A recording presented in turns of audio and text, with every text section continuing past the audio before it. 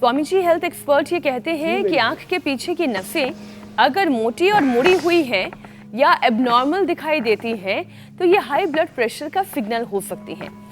कई लोगों को अक्सर सिर में भारीपन महसूस होता है तो किसी को चक्कर आता है। आंखों के आगे अचानक पढ़ते पढ़ते धुंधलापन आ जाना या दबाव जैसा भी महसूस होता है।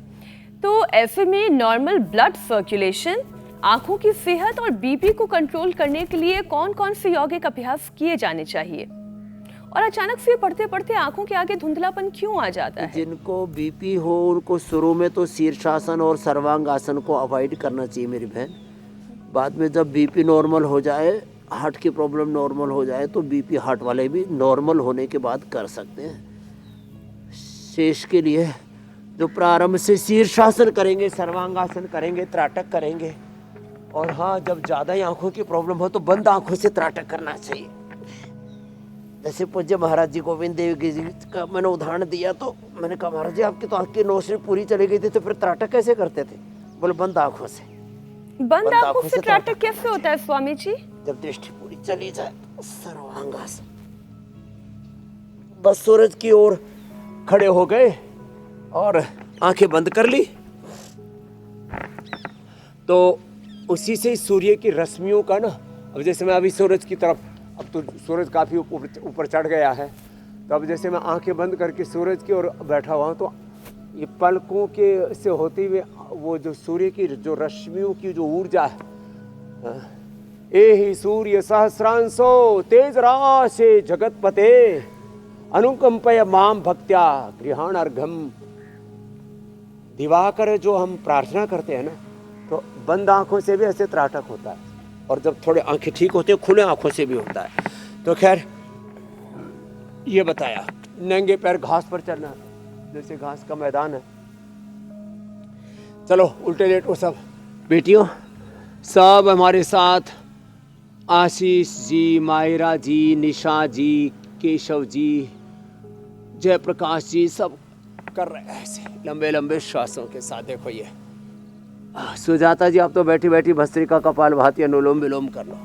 हाँ, ये ऐसे, और 10 बार से लेकर के 100 बार तक हम करने के लिए बोलते हैं। तो जिनको ब्लड प्रेशर हो ना, उनको ये एक तो ये भुजंगासन, एक फिर मरकट आसन। भुजंगासन की 3 अभ्यास, दोनों हाथ छाती के दोनों साइड में, दोनों हाथ ठोड़ी के नीचे रख करके, और फिर तिर्यक भुजंगासन। ये तो इजीली हो जाते हैं सभी से। 3 भुजंगासन के और 3 मरकटासन के अभ्यास ऐसे थे।